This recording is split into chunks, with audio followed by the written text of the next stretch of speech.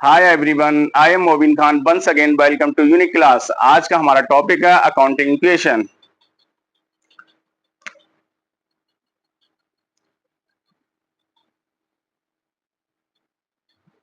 Accounting equation.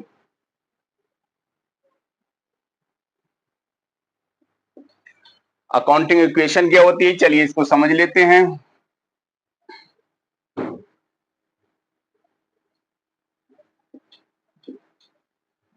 Accounting equation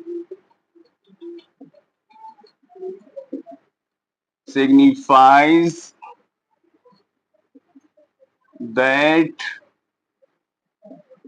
the assets of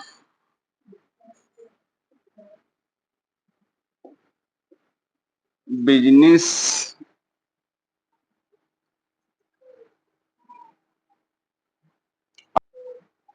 are always equal to the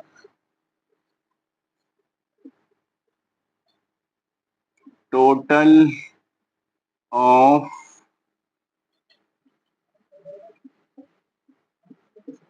capital and liabilities।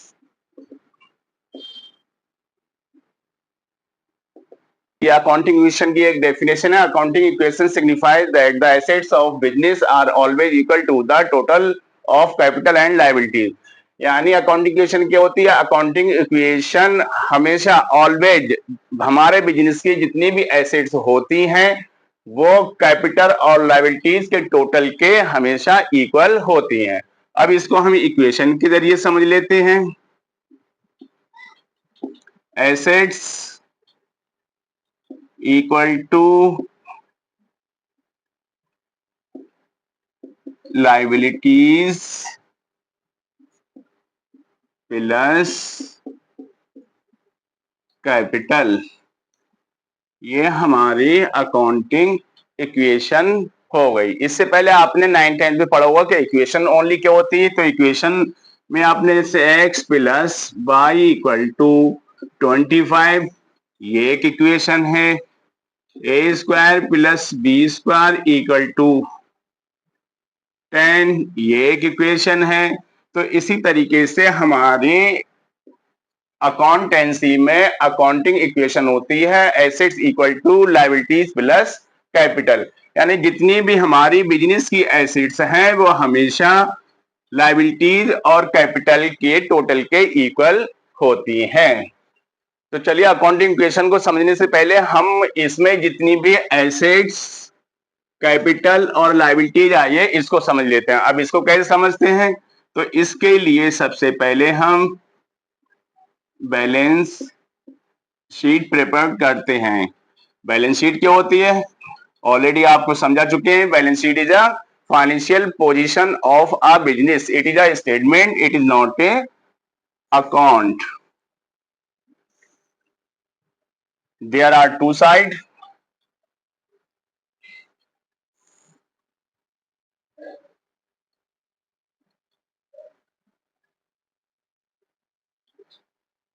right hand side, asset side,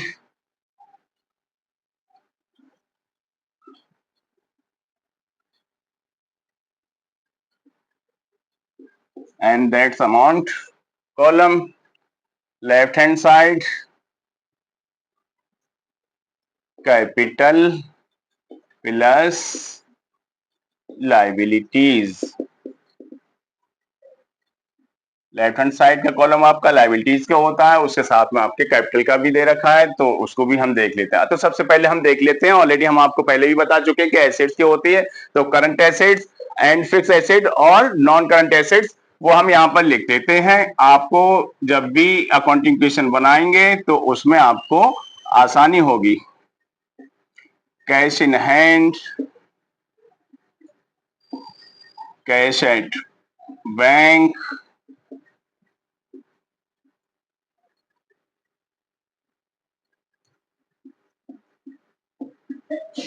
debtors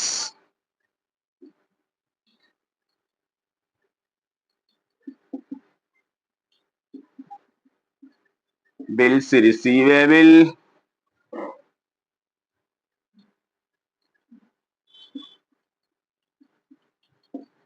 prepaid expenses,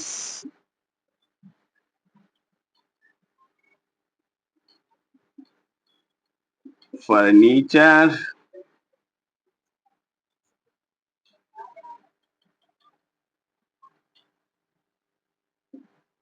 land and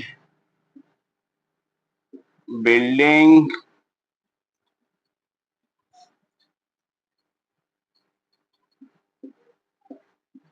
plant and machinery. इसी तरीके से आपका capital plus liability side, यानी liability side जो होती है इसकी, तो इसमें हम सबसे पहले कैपिटल ही लिख लेते हैं, कैपिटल। इसके बाद हमारी जो लायबिलिटीज आती हैं तो उसमें फर्स्ट ऑफ ऑल क्रेडिटर्स हो गया, बिल्स पेएबल हो गया,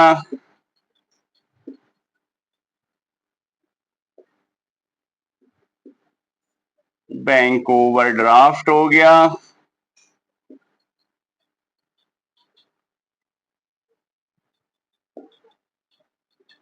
शॉर्ट टर्म लोन हो गया, एंड लॉन्ग टर्म लोन। अब जब भी हम बैलेंस शीट बनाते हैं तो जितनी भी हमारी एसेट्स दे रखी, तो इन एसेट्स का टोटल ऑलवेज इक्वल होगा लायबिलिटी प्लस कैपिटल के। अगर हमारा दोनों टोटल इक्वल आ रहा है तो हमारी बैलेंस शीट एकदम करेक्ट है, और हमारे बिजनेस में जितने भी ट्रांजैक्शंस हुए हैं, इवेंट्स हुए हैं, वो सारे के सारे आपके सही माने जाते हैं या सही होंगे। अब इसके बाद हम अकाउंटिंग इक्वेशन को आपको बताते हैं कि अकाउंटिंग इक्वेशन को हम कैसे करते हैं, अकाउंटिंग इक्वेशन कैसे बनाते हैं। ये रहा आपका अकाउंटिंग इक्वेशन। इसके न्यूमेरिकल क्वेश्चन कैसे करेंगे तो इसको आप देख लीजिए एक बार।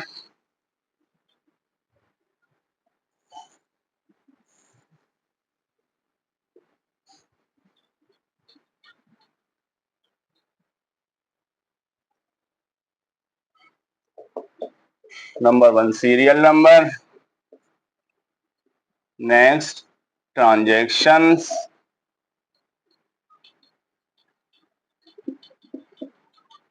Assets equal to liabilities plus capital. अब देख लीजिए हमारे ट्रांजैक्शंस कैसे होते हैं। तो हम स्टार्ट करते हैं, ट्रांजैक्शंस को यहां पर लिखते हैं और उसकी अकाउंटिंग इक्वेशन बनाते हैं। फर्स्ट ऑफ ऑल सबसे पहले हम लेते हैं नंबर 1 पे,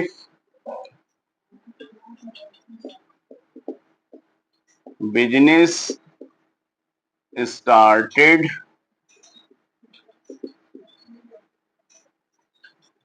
विद कैश रुपीज 1 लाख। हमने अगर बिजनेस स्टार्ट किया 1 लाख रुपए कैश से, तो हम अकाउंटिंग इक्वेशन में कैसे लिखेंगे या अकाउंटिंग इक्वेशन हमारी कैसे बनेगी। अब ये कैश से जो हम कर रहे हैं तो कैश हमारा क्या होगा, एसेट्स होगा। तो हम यहाँ पर एक कॉलम नीचे कैश का बना लेते हैं और करते चले जाएंगे यहाँ पर। तो कैश में हमारा आया 1 लाख रुपीज। अब देखिए जब हमने यहाँ पर कैश से बिजनेस स्टार्ट किया है तो 1 लाख रुपए हमारे यहाँ पर एसेट्स हो गई। तो जितनी भी हमने बिजनेस स्टार्ट किया है कैश से, तो वही हमारी कैपिटल होती है।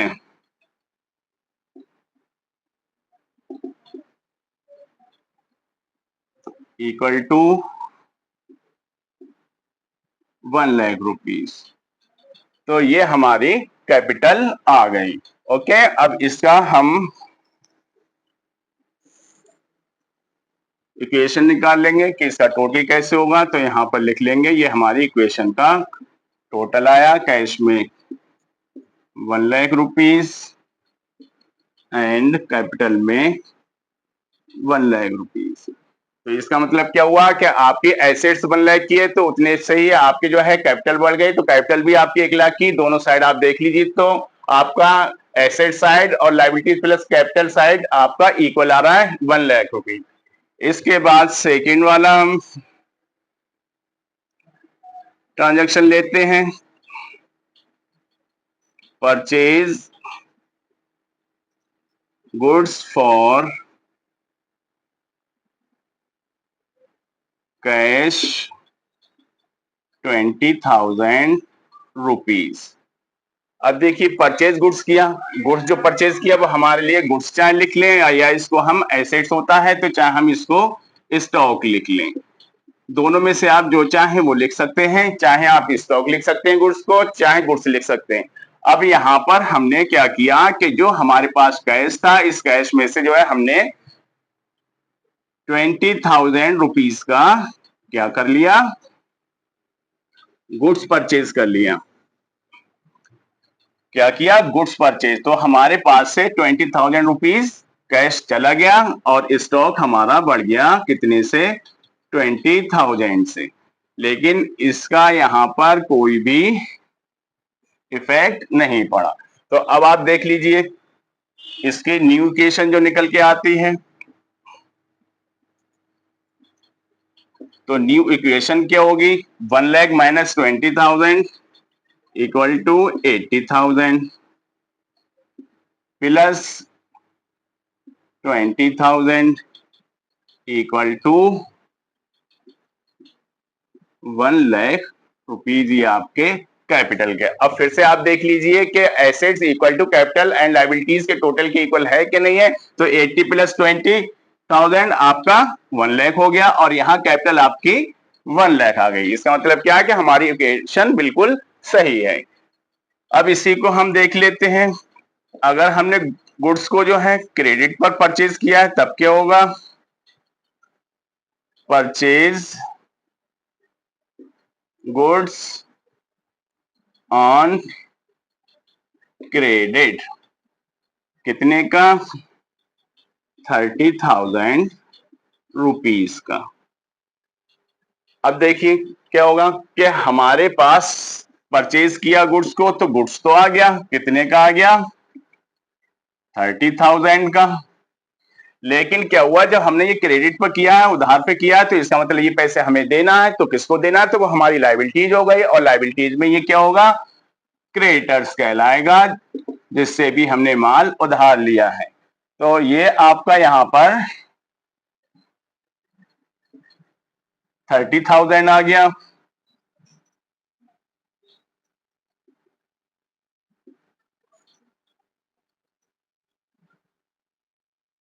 और कैपिटल में आपका कुछ भी नहीं है। आप देख लीजिए जितना हमारे पास गुड्स आया उतने की हमारी लायबिलिटी जो है यहाँ पर बढ़ गई कि जितने का हमने गुड्स जो है उधार लिया तो जितने पैसे हमें देना है वो हमारे क्रेडिटर्स होंगे, तो वो हमने लायबिलिटीज में लिख लिया।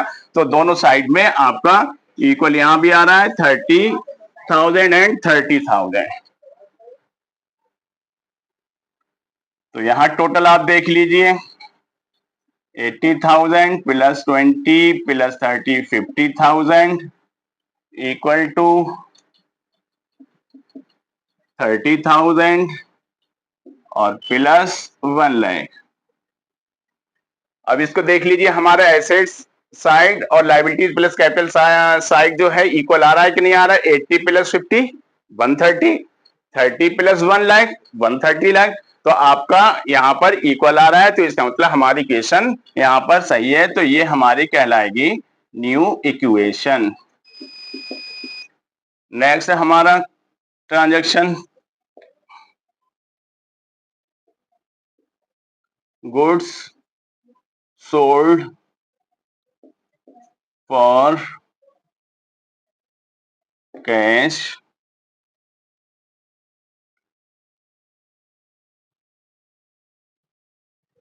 25,000 रुपीज। अब क्या कह रहा है कि यहां पर हमने गुड्स को सोल्ड किया, बेच दिया कैश में, कितने? 25,000। तो अब जब हमने गुड्स को जो है सेल किया है तो हमारे पास से गुड्स कितने का गया? 25,000 का। अब सेल किया तो अब हमारे पास कैश आया, कैश कितने का आ गया? तो यहां पर कैश में हमने लिख दिया 25,000 का। तो इसका मतलब क्या हुआ? हमारे पास से गुड्स गया, स्टॉक गया और कैश आ गया। तो ये आपका गुड्स सोल्ड फॉर कैश की इक्वेशन है। अब इस साइड में देख लीजिए, ना तो यहाँ लायबिलिटीज हमारी इंक्रीज हुई और ना ही कैपिटल इंक्रीज हुई। तो इसकी न्यू इक्वेशन क्या होगी?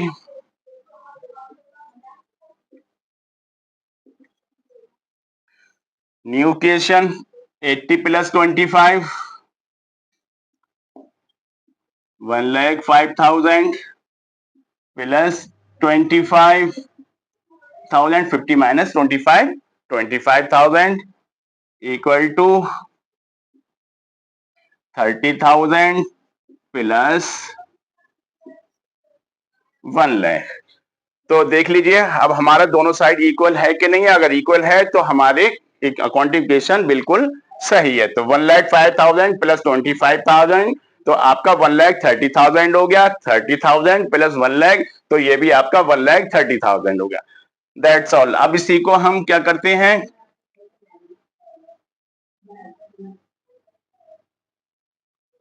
Goods sold on credit for ₹10,000। अब हमने गुड्स को जो है क्या किया? सोल्ड किया। कितने में? 10,000 में, लेकिन ये क्रेडिट पर। कितने पे किया? क्रेडिट पर। तो हमने सोल्ड किया है तो सोल्ड हमारा 10,000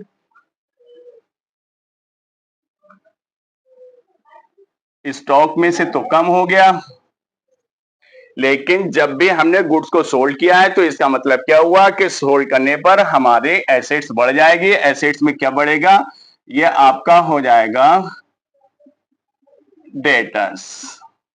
तो यहां पर आपके 10,000 के डेटर्स इंक्रीज हो जाएंगे और इसके बाद न्यू इक्वेशन जो आपकी आएगी वो ये आएगी। ना तो लायबिलिटीज में आपका इंक्रीज डिक्रीज हुआ और ना ही कैपिटल में।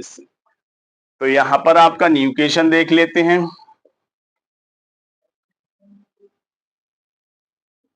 New equation 1,05,000 plus 15,000, 25 minus 10, 15,000 plus 10,000 equal to 30,000 and 1 lakh. अब देख लीजिए हमारी अकाउंटिंग इक्वेशन सही है कि नहीं है। तो 1,05,000 प्लस 15,000, 1,20,000 प्लस 10,000 तो कितना हो गया? 1,30,000।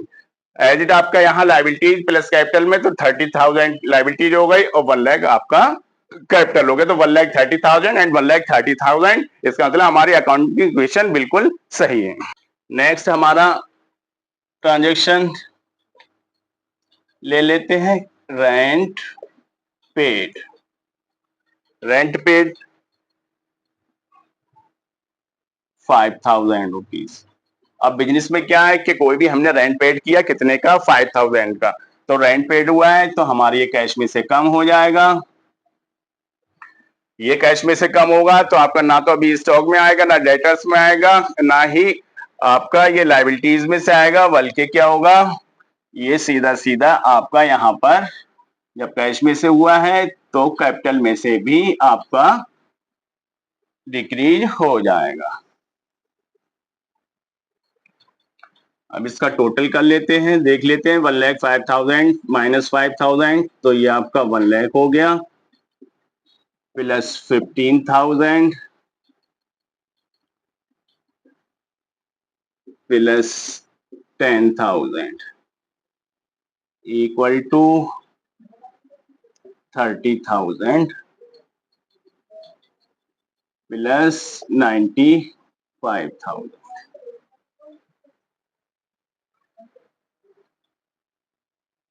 न्यू इक्वेशन,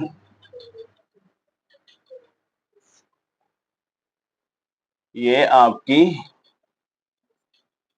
न्यू इक्वेशन आ गई। अब देख लीजिए आपका asset side liabilities plus capital side equal है कि नहीं है। 1 लाख की हो गया, 1,15,000 हो गया और 10,000 तो 1,25,000। 30,000 95,000 इन दोनों को ऐड करेंगे तो ये भी 1,25,000। इसका मतलब क्या हुआ कि हमारे अकाउंटिंग रेशन बिल्कुल करेक्ट है। अब इसी से आपको कभी कभी ये होता है कि बैलेंस शीट पूछ लेते हैं कि बैलेंस शीट कैसे बनाना, तो इसको देख लेते हैं एक बार कि बैलेंस शीट इसकी कैसे बनेगी। तो अभी आपको जो न्यू इक्वेशन थी, सिर्फ आपको अभी ये याद रखना है। ओके, इसको आप नोट कर लीजिएगा। चलिए इसकी बैलेंस शीट बना लेते हैं। बैलेंस शीट कैसे बनेगी देख लीजिए आप।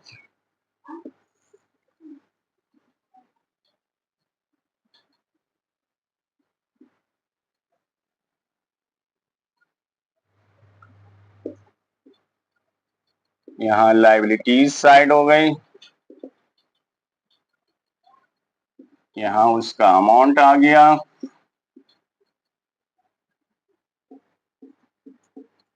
यहाँ एसेट्स हो गए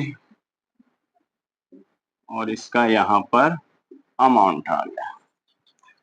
अब देखिए तो सबसे पहले यहाँ पर आपको जो बताया था लायबिलिटीज प्लस कैपिटल में, तो लायबिलिटीज आपकी क्रेडिटर थे, तो सबसे पहले हम क्रेडिटर्स लिख देते हैं।